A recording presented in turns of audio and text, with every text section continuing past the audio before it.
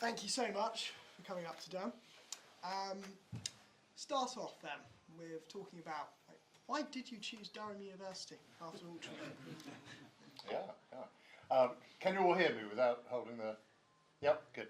I suppose it's obviously a very beautiful place. I knew some people who'd been here. I didn't... lots of people in my generation will say I was the first in my family to go to university. I didn't have anybody at home who was going to give me advice. And I suppose my best friend at school had an older sister who'd been at Durham. And that's probably why I applied here. You didn't apply to Oxford? I didn't. Good. Obviously I would have gone to Oxford if I'd applied. Not meant to say that. So then, when you were at Durham, you were president of DUCA, is that Yes. right in saying? DUCA. DUCA. It's had quite a few changes, hasn't it? We called it chairman then. Chairman? Yeah, and my wife was chairman as well the year after I was. Okay. And then, did that really influence your political career, or was there something else? I think there's a lot of experience that you can get through those things, and I suppose which I recount in the book, Kingmaker, which I know you've all bought already, I recount in the book when I arrived, I thought the DUS was the thing to do. The party used to get a very fancy dinner on a Friday night before the debate. It used to be a nice dining room just next door to the almshouses, underneath the debating chamber before the university pinched it from DUS.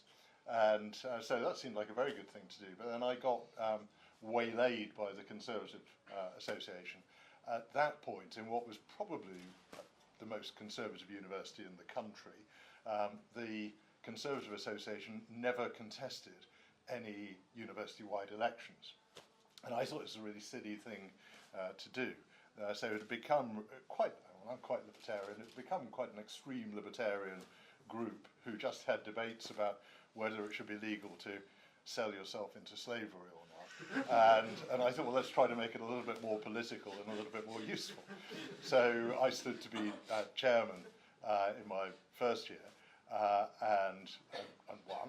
And then, so I started as contesting, for instance, NUS delegation elections, which oddly there's a bit of a difference of opinion between me and Lady Brady, because when she took over, well, she stood for NUS delegation on a boycott platform that she wouldn't go, much sounder than me.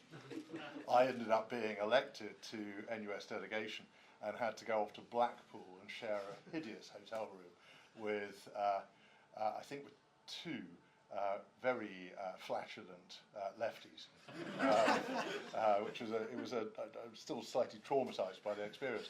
Actually, it was the most fun election campaign that I've ever run, because the Durham Intercollegiate Christian Union was running a campaign at the same time, and this campaign was all over the university.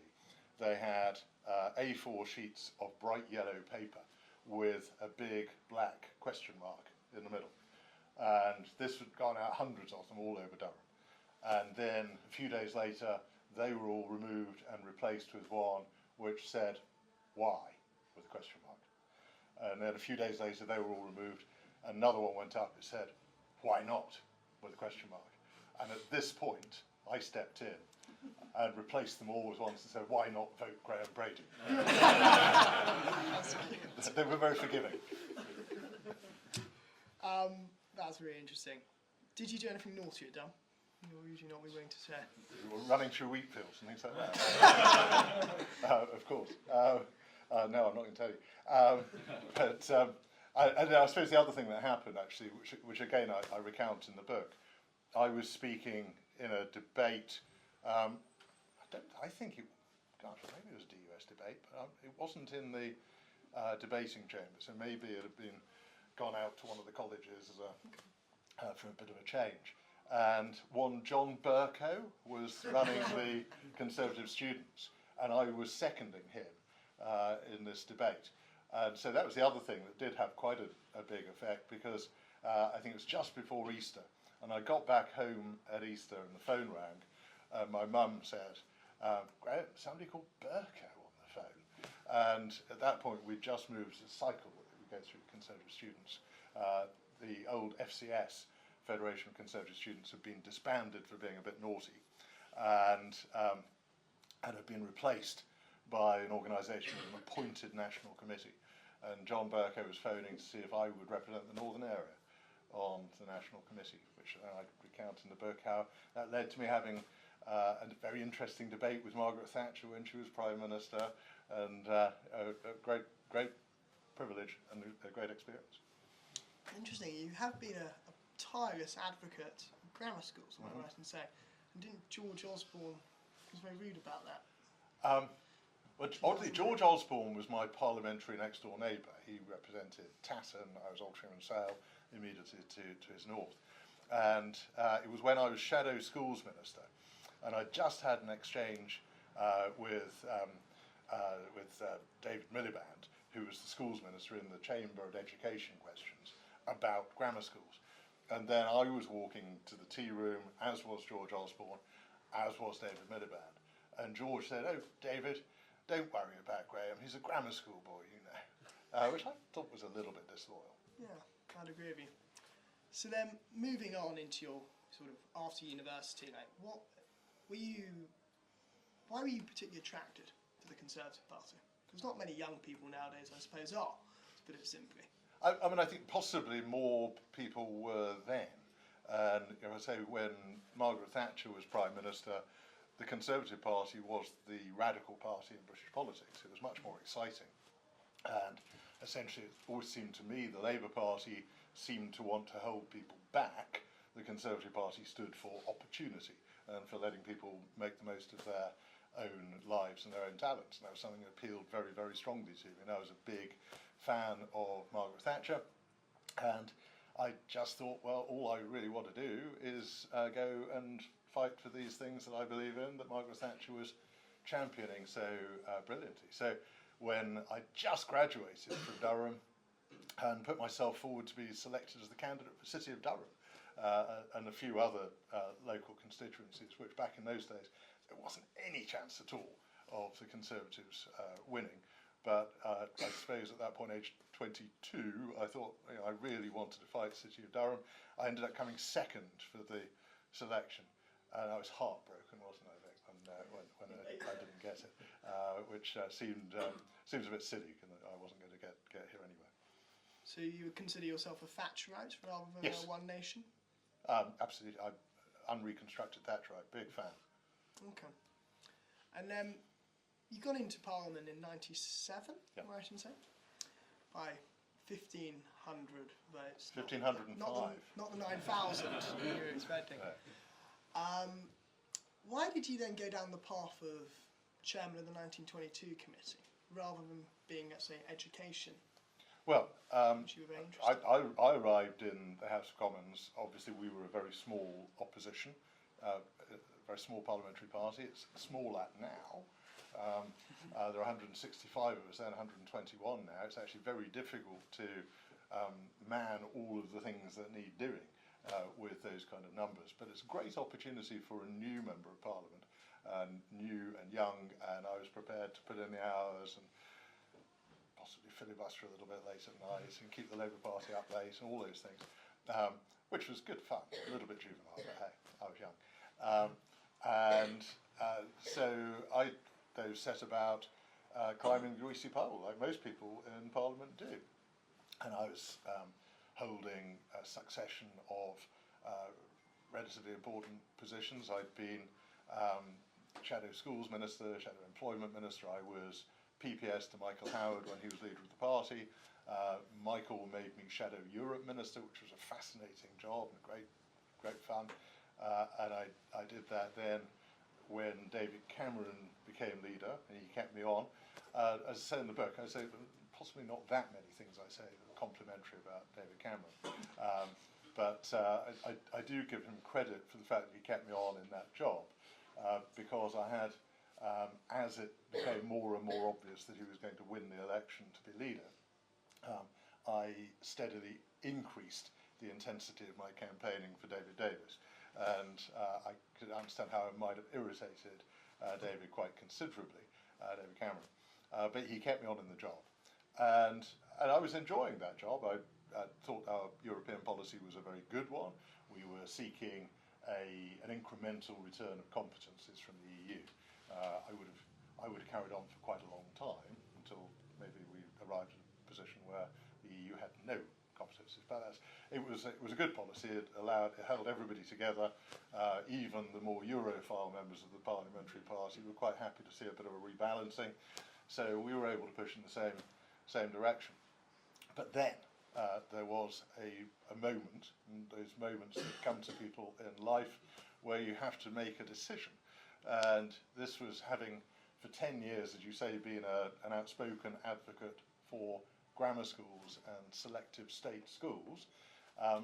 I then was listening to the Today programme in the morning, where my colleague David Willits was going to make a speech at the CBI conference that day, and he was being interviewed about it in advance of the speech, and I think David had decided it was going to be a bit dull, and he wanted to make the speech a bit more interesting, and he threw in some, in my view, entirely dubious statistics and constructed an argument that grammar schools impede social mobility. And this was going to be, for those of us who represented grammar schools in our constituencies, was going to be an obvious invitation for the antis to use the Shadow Education Secretary's remarks in their campaigns to get the schools abolished. So I decided that I was going to have to correct David Willits and go on the media and point out that he was entirely mistaken. And this, I also wrote to David Cameron and I said, look, this is going to be a real problem in a lot of areas Conservatives represent. Can I help to smooth this over? We'll try to make sure this isn't a problem. And first of all, I didn't really get a very helpful response from David Cameron. Then a few days passed, and instead of trying to defuse the row, David Cameron went on the media and said, quote, that advocates of grammar schools were splashing in the shallow end of the educational debate, which just slightly irritated me. So I decided that I'd have to go out and make the case again. So it ended up with it was a big row. It was probably the closest that David Cameron came to being thrown out as leader of the Conservative Party, because the position he was adopting was very unpopular with Conservatives.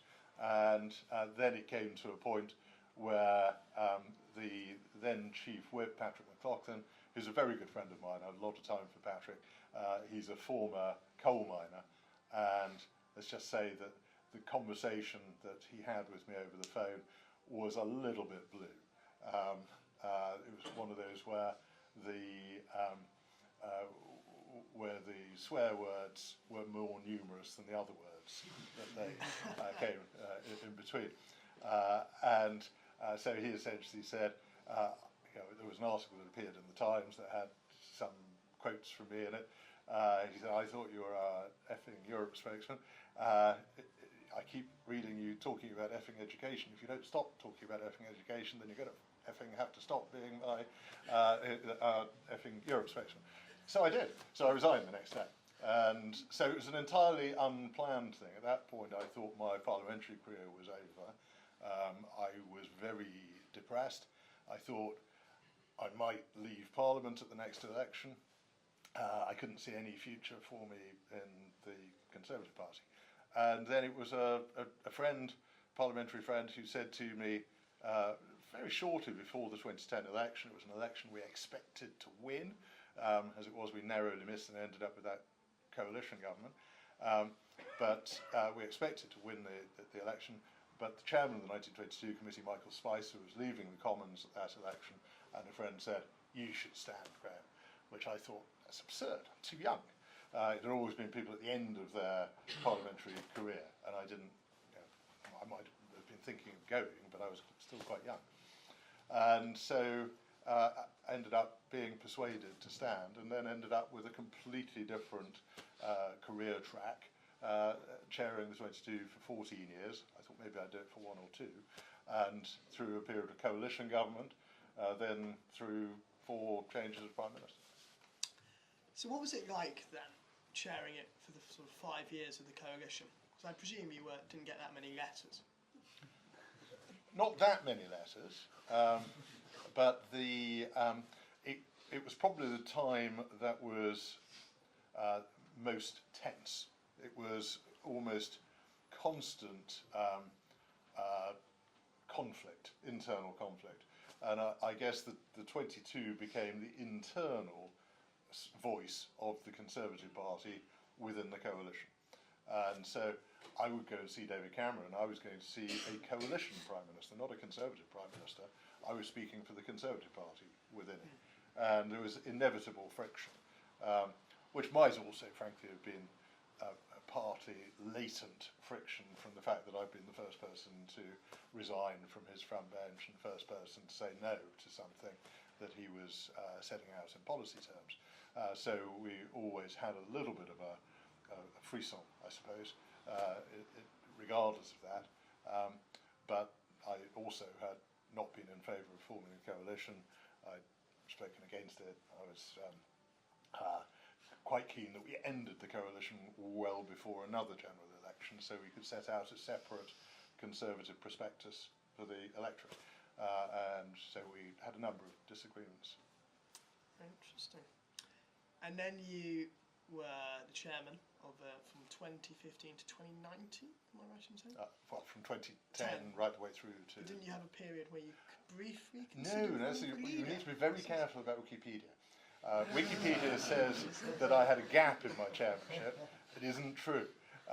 And of course I tried to correct it on Wikipedia and you get a message back saying you appear to be too closely connected and therefore you can't do it. Well, frankly, nobody knows this more than I do. So I recused myself from running the election, which happened to be the election where Boris Johnson was elected as leader. And the reason was, and it's something I hadn't expected at all, was when I eventually secured Theresa May's agreement to a date for her to leave office. She then said, and there were about four or five of us sitting in a little meeting room in number 10. She said, Graham, yes, I'll give you a date for my departure, but in return, you need to tell me whether you're going to be a candidate or not before you leave this building today. And I hadn't, as chairman of the 22, I couldn't go out canvassing to find out what level of support there was. There were quite a lot of colleagues a few months earlier had been asking me to stand if Theresa May went. And so I thought, well, I ought to at least go back and ask them whether they still want that to happen. Things had really moved on at that point, and I think that it had become obvious that Boris Johnson was going to win the leadership election and I didn't stand. But that's the reason why I recused myself from running the election, so that somebody else could go out and say this is what the rules are going to be and I couldn't be accused of trying to create rules that would suit me. Do you feel like an immense responsibility then, as the chairman of the 1922 committee, being in charge of what was effectively the rules of the oldest political party in the world? Yes, and I suppose it's a complex role for a number of reasons, but one of the reasons being that, of course, I was also an elected politician and a party politician, and I had my own very strong views about a number of things, and so part of the balancing act is how much can you take your own positions, and inevitably, even if you say, I'm speaking for myself, not for the parliamentary party, you still get reported as the chairman of the 1922 committee saying it. So that's one of the difficult things to manage. I think I pushed it more than any previous chairman did, but also I think I must have got it right because my colleagues kept me for 14 years, and there were two occasions when people stood against me, both times at the behest of the chief whip at the time, and they both lost. Who were those two? That was Bill Wiggin and then Heather Wheeler. Okay. Bill Wiggin lost his seat recently. Yes. To Greens. Yeah. Okay.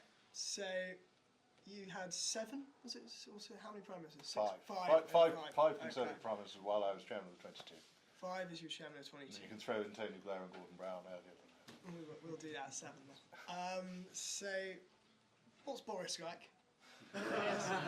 That's what you're most famous for. You're the man who... Boris is, he's very much, in private, he's very much like he is in public. he's a performer, he's an entertainer.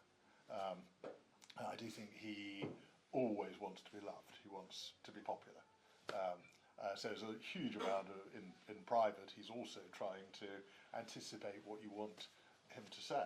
And I reflect in the book, one of the things that I got a little bit annoyed about was the fact every time I went to see him, he'd try to predict what I was about to say to him. So I then started playing silly games where I would just come up with other things I knew he wouldn't have predicted. But there was a slightly odd dynamic in those conversations for that reason. Could you remind everyone in the room what you said in the book about when you went to give him his marching orders? You told us the story over supper. About my route to number 10. What you said to the Prime Minister, what the Prime Minister said to you. Well, I mean, the route to number 10, I thought I was being really clever. Because I thought, well, I knew that the media would be looking for me. And so I decided I was going to leave the parliamentary estate by the sort of turnstile near the Red Lion pub. Then I would walk up the right-hand side of Whitehall as though I was going to Trafalgar Square, not going anywhere near number 10 at all. And then I'd cross over and walk back down the other side, and I was going in through 70 Whitehall, which is one of the three ways, essentially, into Downing Street. So I set out, and somebody tweeted, Graham Brady's just walked past the Red Lion pub. My low profile wasn't going that well at that point. Started to walk up the right-hand side of Whitehall, three press photographers running backwards, taking hundreds of frames a minute of me. So I just carried on going, put them through their paces. I walked right the way up to Whitehall Place, way past Downing Street. At this point, they obviously started to believe that I was going somewhere else. So they gave up. And it was just a beautiful moment that I always remember. There was a middle-aged English couple standing right next to me at this point when the three photographers went. And they looked at me and I looked at them. And I thought, we'll just break the ice. I said, I don't know why they need all these pictures of me. They've got a lot already. And they laughed politely. And then in unison, they both said to me, he's got to go there. So I then crossed over, walked down to 70 Whitehall, went in through that entrance, but of course I'd been clocked going in. People knew I was in there. I went to see Boris in the cabinet room. Chief Whip was there, and I sat opposite on the other side of the cabinet table and said, well, we've just had a meeting of the 1922 committee. I know, you've changed the rules. I said, no, we haven't changed the rules. So again, he was trying to anticipate what was going to be said. Far better just to wait and hear it. So I said we'd decided instead what we would do is bring forward our own elections. So the 1922 executive had a fresh mandate. But I explained to him that in the circumstances and the mood in the parliamentary party, that it was inevitable that the new executive elected on the Monday, this was the Wednesday evening, the next Monday we were going to have our elections, the new executive was going to be one which would vote to change the rules to allow another confidence vote. So I said, the rules will be changed on Monday, and the confidence vote I predict will be held on Tuesday, and you will lose, because that was how the balance of opinion was in the parliamentary party. But Boris was very much in fighting on mood, and it was all personal mandate, 14 million votes, crazy to go on here. We must fight on, keep smashing through, all of this stuff. So I left just assuming that what was going to happen was we would have a new executive elected on the Monday. The Tuesday would be a confidence vote, he would lose. And I was sort of slightly bemused that I could see exactly what was going to happen, but apparently it was all going to happen. And then the next morning, about 7 o'clock, I had a call from Nigel Adams in Boris's office. Said, Graham, expect a call from the Prime Minister in an hour's time. Get the phone call. Boris said, Graham, it's a conversation we had last night. Well, I've thought it over, and I've changed my mind. So I'm going to make a statement. So that was what happened. Interesting, and you must like, feel as if you're a part of history, because you're a part of history of Boris, and then fairly recently, or fairly soon after that, you had Liz Truss. Yeah. Do you want to talk a bit about that? That all moved so quickly, didn't it? The leadership election went on for longer than her prime ministership. And one of the really crazy, surreal moment was when Keir Starmer had asked an urgent question about the Prime Minister's conduct, and the Prime Minister didn't want to respond to it herself, quite understandably, and had Penny Mordaunt replying. This is where Stella Creasy, the Labour MP, stood up to intervene and said, "Why isn't the Prime Minister here? Is she hiding under a desk?" And Penny, I think slightly mischievously, played it back and said, "No, the Prime Minister isn't hiding under a desk," just guaranteeing that it got on all of the news bulletins. But I was sitting in a corner, a back corner of the chamber, and I was sitting there because I knew that I had to slip out of the chamber. So while Penny Mordaunt was explaining the Prime Minister wasn't there because she was engaged in hugely important work in the national interest, I knew that that work was going to be meeting me in her office 2 minutes away. And when the real sort of crazy moments, but I did treasure it, watching the 10 o'clock news that night, and there was a live dispute about whether I was in the chamber of the House of Commons or whether I was meeting the Prime Minister. And they actually put up on screen a picture of the Conservative benches in the House of Commons with a big red circle around me, which is proof that I was in the chamber. I couldn't have been meeting the Prime Minister, but of course I was doing both. I slipped out partway through, and then was having a conversation with Liz just a couple of minutes away. How did that conversation go? Was it very different to with Boris? Yeah, but that conversation wasn't me telling her that she had to go at that point. I mean, it was so soon after she'd become Prime Minister, and I think I'd come to the view post the mini budget that it was going to be extraordinarily difficult for her to remain Prime Minister for very long, but I was thinking maybe months rather than a couple of more weeks. And the circumstance that, and this is often the case, I think, the thing that can end somebody's leadership is often not the thing that anybody would actually predict. And with Boris, of course, it wasn't Partygate. Partygate led to a confidence vote, which he won. It was then the way he handled the sort of tawdry Chris Pincher affair, which was about some drunken gropings in the Carlton Club. You wouldn't think that could bring a Prime Minister down unless the Prime Minister himself had been involved in the gropings, and he wasn't on this occasion.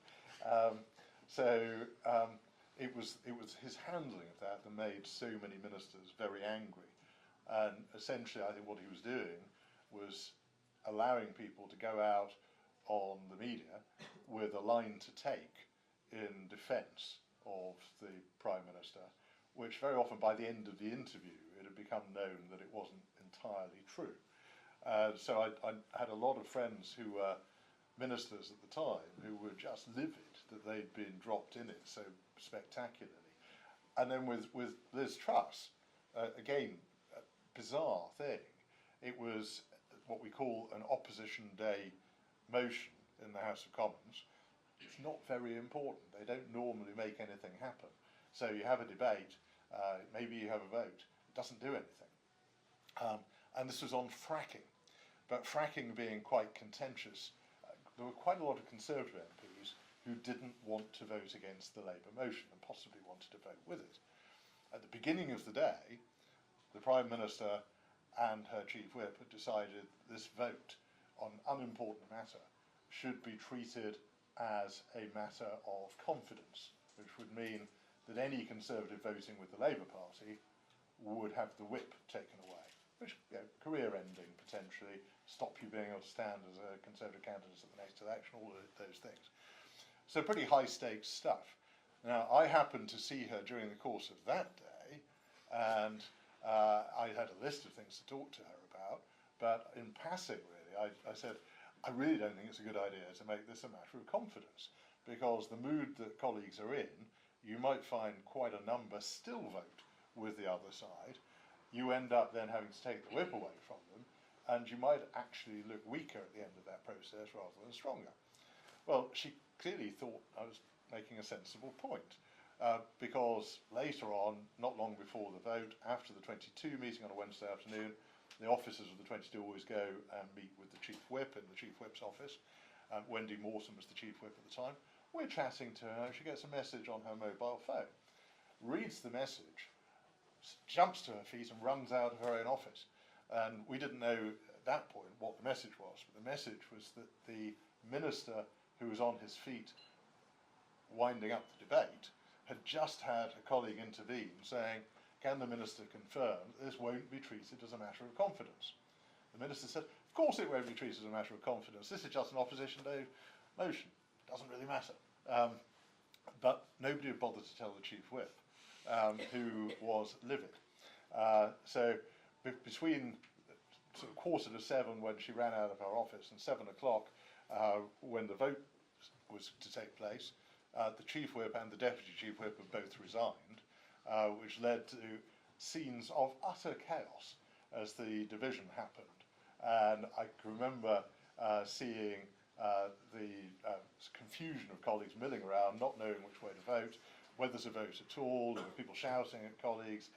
It was all pretty messy. And then the Chief Whip ran through the division lobby, pursued by the Prime Minister, running after her to try to get her to rescind her resignation. A number of us were going on to the Carlton Club to a dinner that marked the centenary of the Carlton Club meeting, which brought the Lloyd George coalition to an end in 1922. And arriving there, just a sense the atmosphere was thick. You could tell something had changed. And it was the next morning that I was going to ring number 10 and ask for a meeting with the Prime Minister. And as I picked up my phone, I got a message saying, the Prime Minister would like to see you. Will you please come in?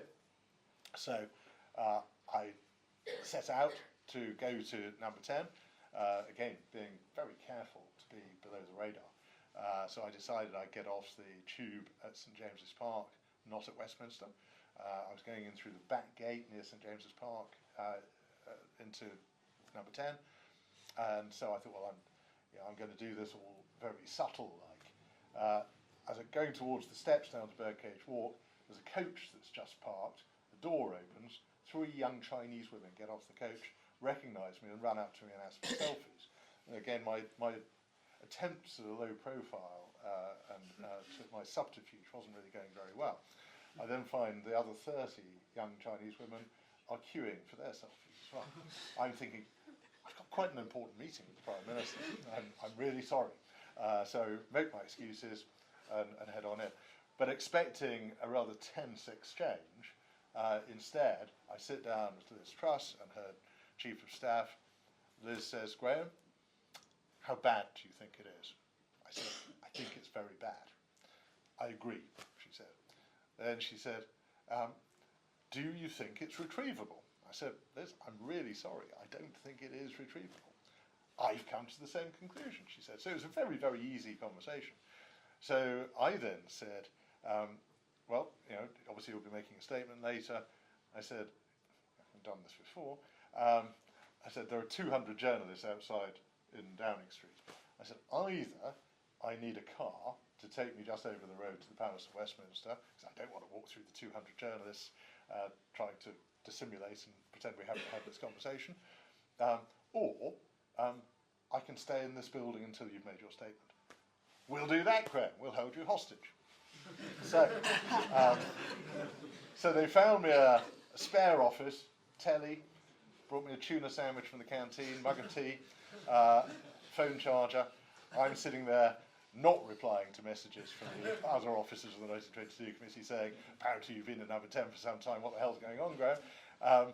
And I'm watching the rolling news on BBC 24 or whatever, and see the journalist, who's obviously got a fill for all he's worth, saying, Sir Graham Brady has now been in number 10 in a meeting with the Prime Minister for 2.5 hours. The meeting has now been joined by the Chief Whip, the Leader of the House of Commons, and the party chairman. I'm sitting there with a tuna sandwich. So always be wary of what you see on the television. So was it hard then to, how did you deal with the letters, I guess? Was it hard to keep everyone's identity anonymous? Or? The famous letters, this business of letters written by Conservative MPs to the chairman of the 1922 committee calling for a vote of confidence to take place in the leader. Well, I learned very early in my time as chairman that the only thing you could say on the subject is nothing. And oddly, it was James Forsyth, who was the political editor of The Spectator, went on to be Rishi Sunak's political secretary, I think he was, when Rishi became Prime Minister. They're old friends, best man at each other's weddings, all of those things. But James was a very assiduous journalist, much more so than most. And he really put the time in. I was quite friendly with him, but he would phone me maybe 2 or 3 times a week, sometimes just chatting about things. What's going on? Have you heard this story? That story? And this is not long after David Cameron had become Prime Minister. James phoned me and we chatted for a while, and just before he went, he said, "Oh, one other thing, Graham, have you had any letters calling for a confidence vote in the Prime Minister?"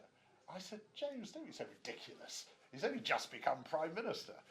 And then a few weeks later, I was chatting to James again on the phone, and he said, "Oh, by the way, have you now had any letters calling for a confidence vote?" And I said, "Oh, I can't really talk about that." He said, "I notice you don't think it's ridiculous anymore."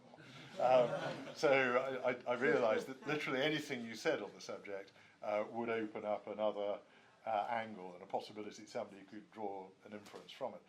So I think once I come to that conclusion, it became simpler. But people do have, are very inventive and find there are many ways of engineering questions about whether you're receiving letters, whether you're close to a threshold or not. So I became very good at avoiding the issue and putting people off the trail.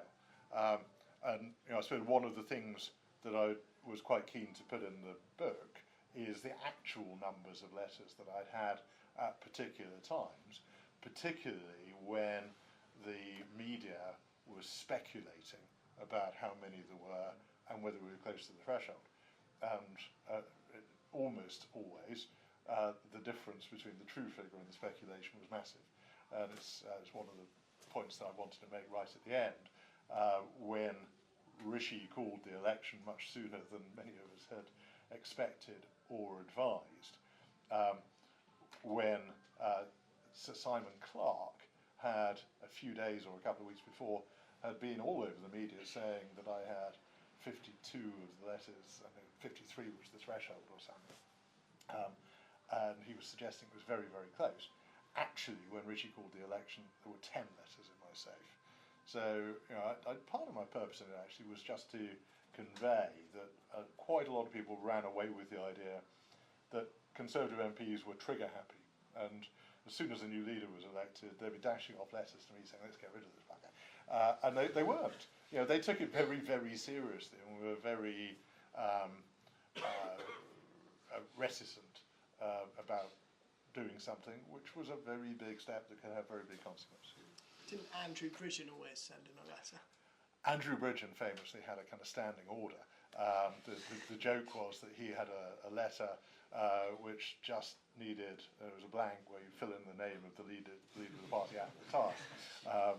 And he would just submit it on a daily basis. But, yes, and I do, you can draw whatever inference you like about the identity of the individual involved, but I do recount the fact that I did have, at one point, a colleague who went on the media to say that he had written a letter calling for a confidence vote when no such letter had been written, and then subsequently appeared on the media claiming to have withdrawn the letter that had never been submitted in the first place. Okay, well, one final question from me. The Conservatives are obviously in a pretty bad state, whether or not you like them or you do. Where do you see them going? I think that there is obviously a difficulty, which is that the centre-right now has 2 political parties seeking to represent it. Our electoral system and our system of government provide a requirement for parties to coalesce in advance of general elections. And essentially in our system you build a coalition of support which has to be fairly broad if you're going to have a chance of winning a majority in the House of Commons.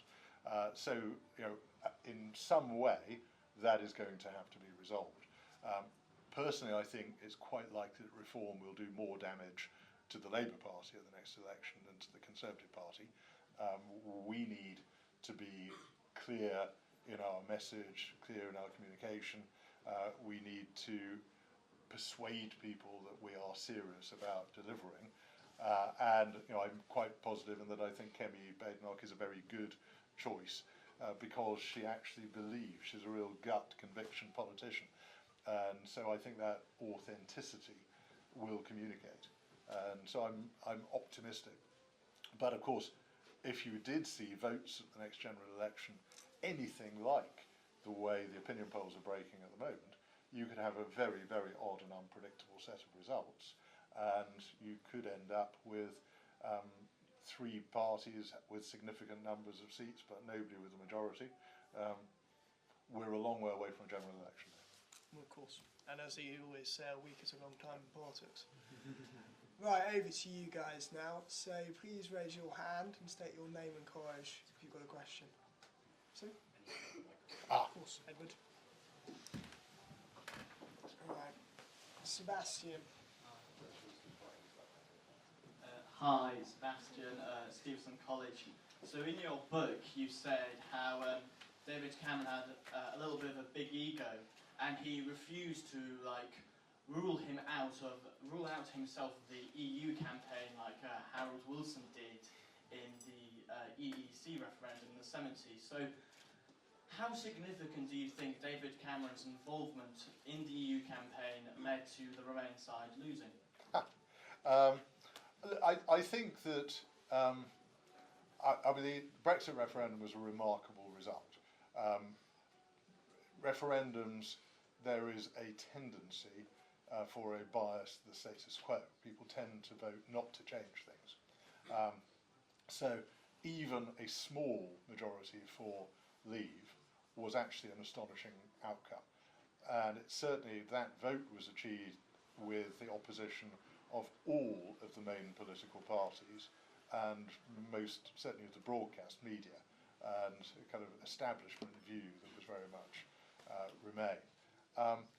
I don't know about David Cameron's involvement being contributing to Remain losing. I do think the broad approach of what became known as Project Fear was a mistake. I think people could see through it. I think it was obviously exaggerating any problems that might have arisen. And I think that was one of the things that probably damaged the Remain campaign. Another one, and so I campaigned to leave, and we used to have, in my rather Remainy constituency of Altrincham and Sale, we would have a street stall on a Saturday in the town centre. And you could gauge the flow of opinion backwards and forwards on the issue by the conversations that you had, whether people were coming up to us or whether we had to approach people ourselves.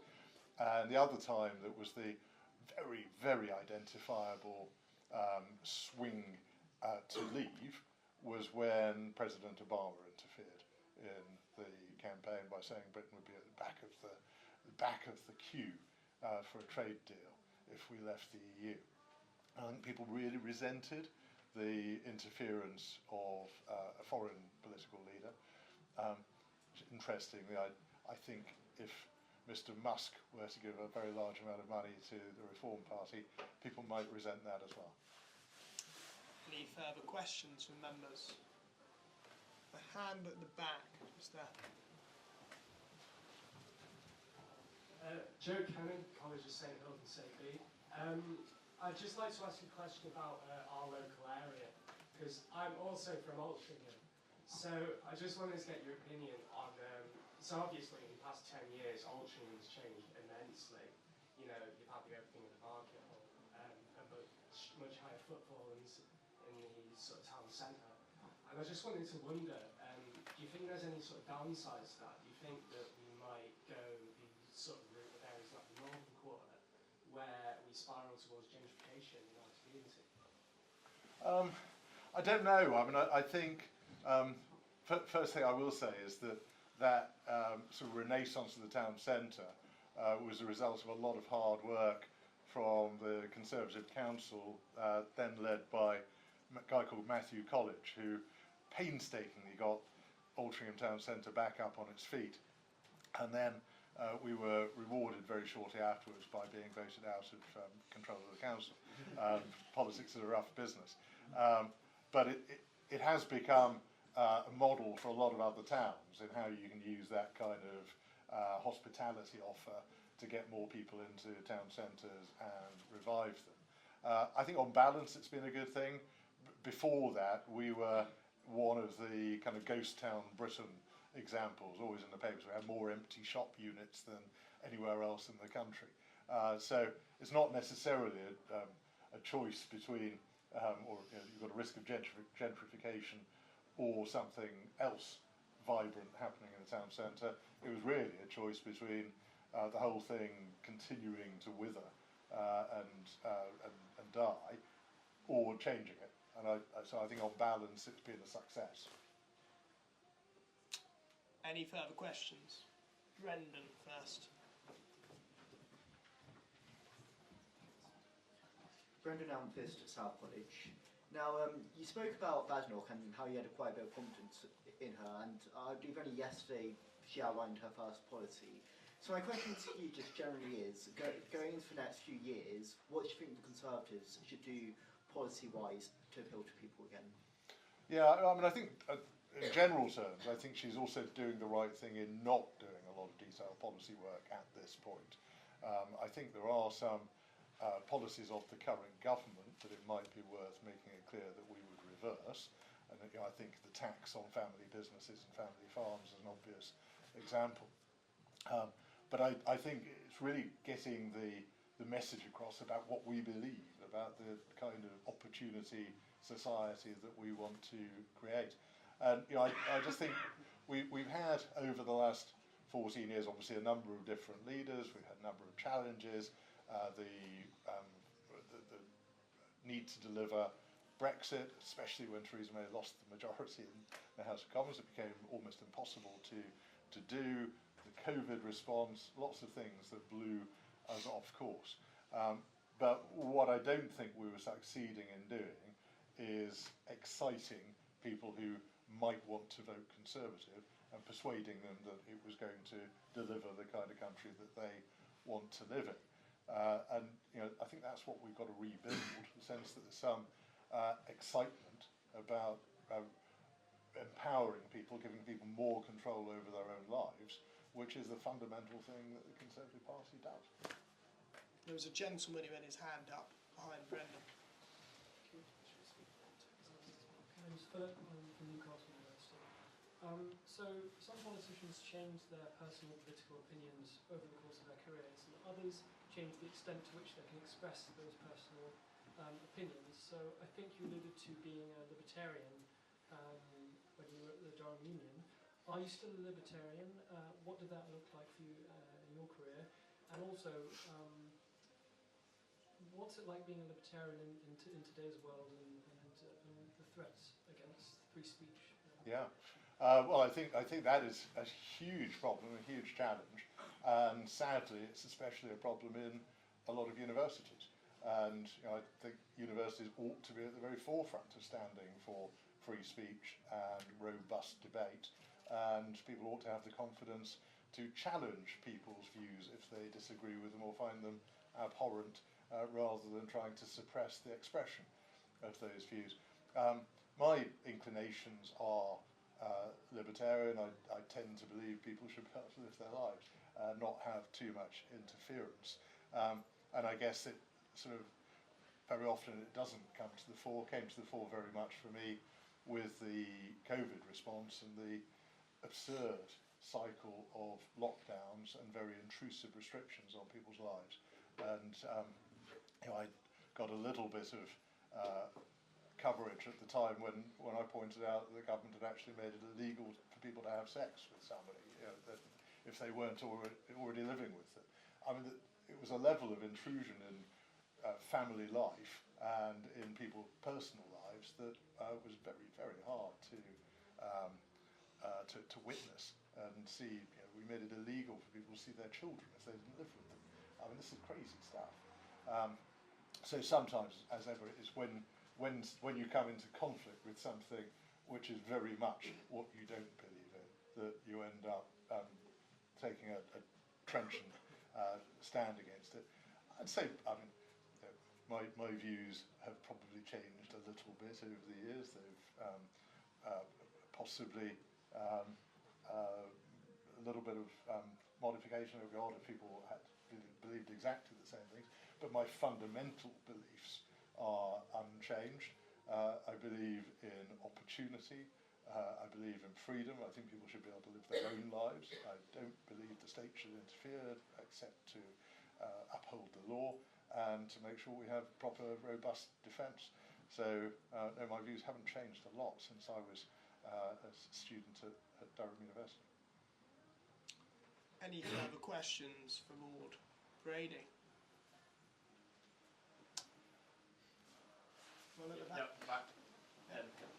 Hand over there.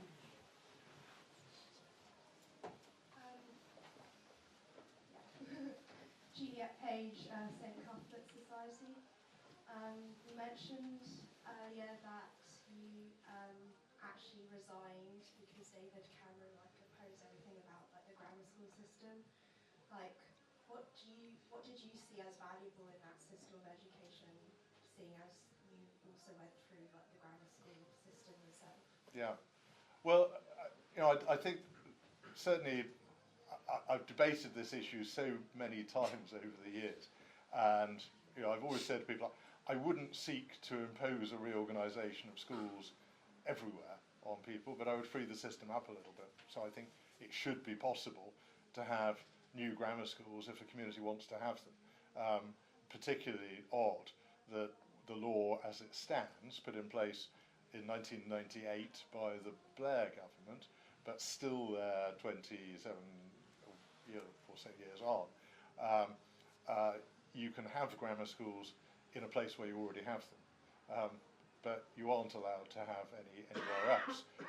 And of course, populations change, population numbers grow in certain places.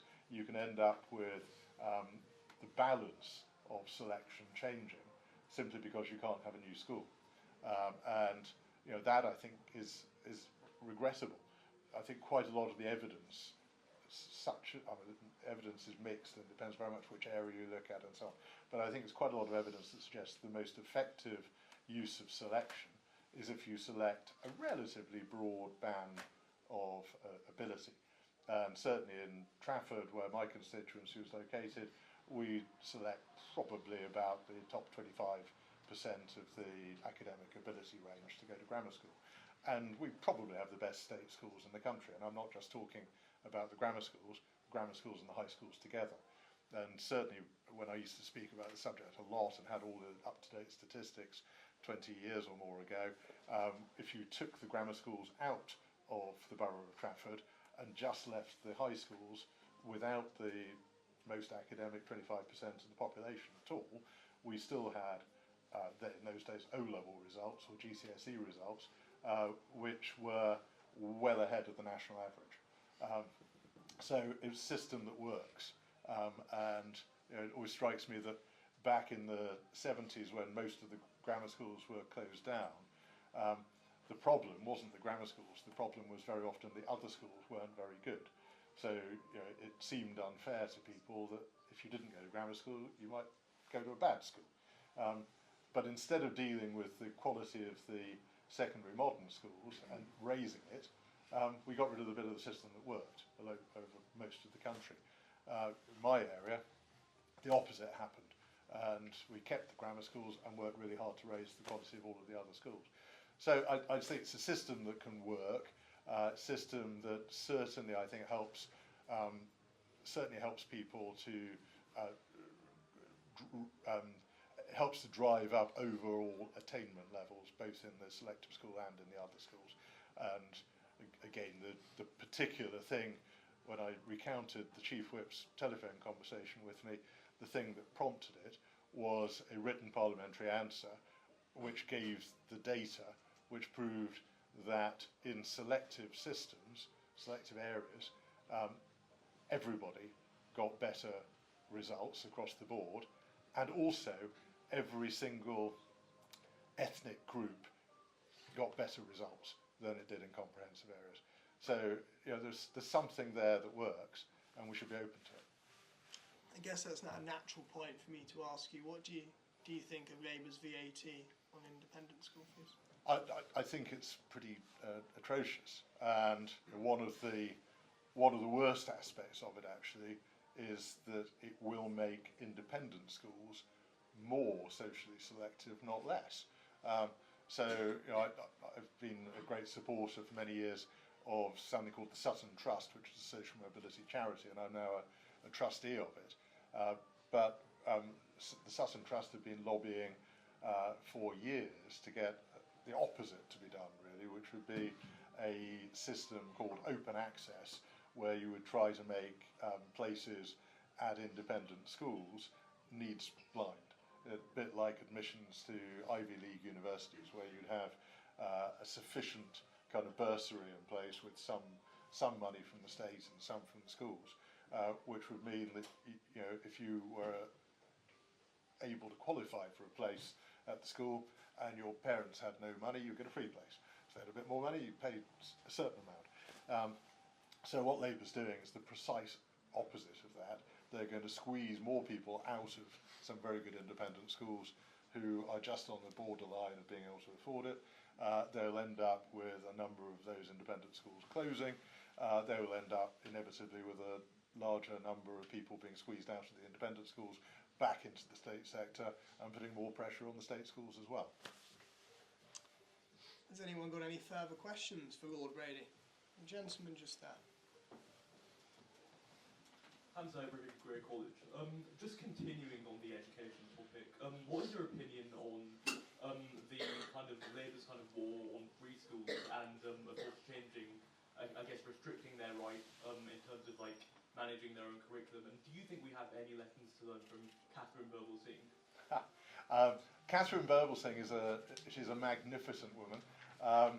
She came to speak for me in Altrincham a few years ago, and it was like a whirlwind that passed through the room. She's quite remarkable and runs this incredible school, the Michaela School in Wembley, which gets phenomenally good results. So yes, I think there's probably quite a lot that can be learned from Catherine Birbalsingh. Labour's schools bill at the moment, I think, is complete madness. I've been around for so long now that I'm going to speak on that when it comes to the Lords, but I remember it right the way back to 1997, when quite a lot of my colleagues don't go quite that far back, and they have been in the habit of saying, we've had 20 years of cross-party agreement, that academies are a good thing, and preschools were working, and all of that. Actually, it goes back further in that the major government introduced what was called grant-maintained schools, which schools with much more autonomy over their own affairs. And then when Labour came in 97, one of the first thing they did was abolish the assisted places scheme, which used to help poorer kids get to independent schools. The next year, School Standards and Framework Bill, they abolished grant-maintained status and took more control over schools, took away their autonomy.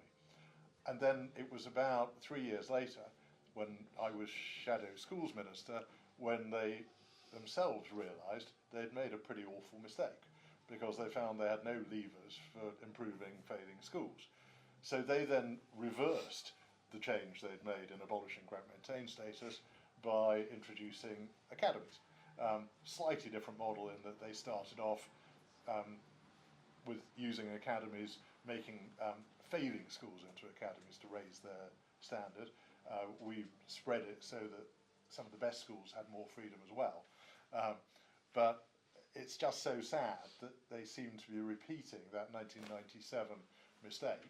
Will make state education worse by taking away the freedoms that schools enjoy, and then presumably in 2 or 3 years they'll realise that things are getting worse and they'll have to put it right again.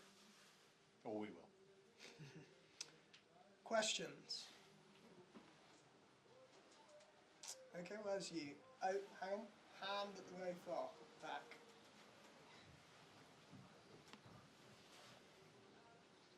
John Cummins, Trevelyan College. Do you think, given with the rise of reform, there is a growing gap of trust between the wider British population and the Conservative Party? And if so, what can you do to fix it? What is being done currently? I think there's a really big gap of trust between the British public and all the political parties, and I think it's really quite unhealthy, and I'm very unwise of politicians to blame the public for their views on these things. I think we have to say it has been the failure of political parties to engage in the right way, and we have allowed people to think that we don't do what we say. So I think it is about consistency. It's about saying things that we really believe in and committing to things that we truly stand for. I think it's reform may have been created because the Conservative Party left a bit too much space on some of those issues. But I think you'd have to be wildly optimistic to imagine that a party like Reform, which has just been created, is suddenly going to be able to run a government and to have the depth and the quality and depth of people that it would need to do that. But what the election last year proves is that it's possible for a party to have its worst ever result, as the Labour Party did in 2019, and then in a very volatile politics to be back in government 5 years later. So there's no reason why the Conservative Party can't do that. We've just got to work at it, and we've got to be consistent in our message. Could you then see, theoretically, the Conservative Party doing some form of electoral pact of reform? I think it's very unlikely that kind of thing would happen before a general election takes place. What we did see, of course, in 2019 was a kind of an electoral pact where Reform didn't stand against, or its predecessor, didn't stand against Conservative MPs where we were likely to win. And I suppose those conversations, I'm sure, will happen. We'll just see what happens then. Any further questions? No questions? Funniest moment for you in politics then? Well, I think one of the funniest moments was probably the one I told you about when I was in the chamber of the House of Commons and slipping out while Liz Truss was hiding under a desk. Did you have a lettuce? I didn't have a lettuce. No. No. Wow. And if no one else has any further questions, I think we'll go over to our bar on the North Bailey and have some drinks. Please do come tomorrow night to our debate, which is on "This House believes that the Reform Party will usurp the Conservatives." I'm sure you don't believe that. Good. Is there any other business of members? Good. Tomorrow's debate is also in St Margaret's Church, which is Crossgate. I don't know if you saw the email today, but just a reminder, please don't turn up to Elborough side. It's at St Margaret's Church at Crossgate. Thank you, Warren. We've got some very good speakers tomorrow. We've got the father of the House of Commons, the former Minister for AI, and a leading Times journalist, Ian Martin. So, without further ado, this meeting is over. Thank you all for coming.